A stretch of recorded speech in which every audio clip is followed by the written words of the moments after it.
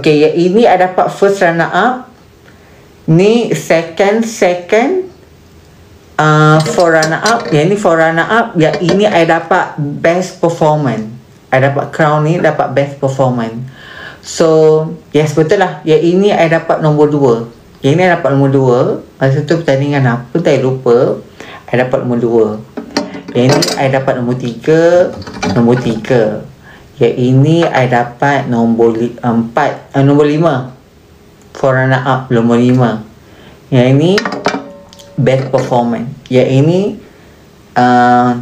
I dapat nombor 2. Nombor 1 I tak dapat lagi. Tapi I bersyukur lah ya, sebab umur I dah berapa kan. I sebab cakap dengan diorang, lepas jangan panggil I lagi dah. I tak nak.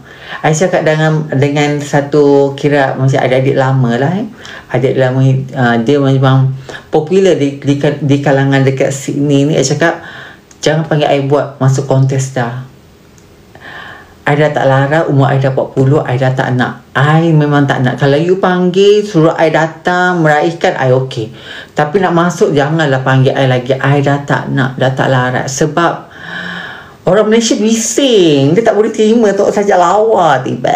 Sebab saya kan selalu masuk kat Instagram kan. Orang benci sis kan.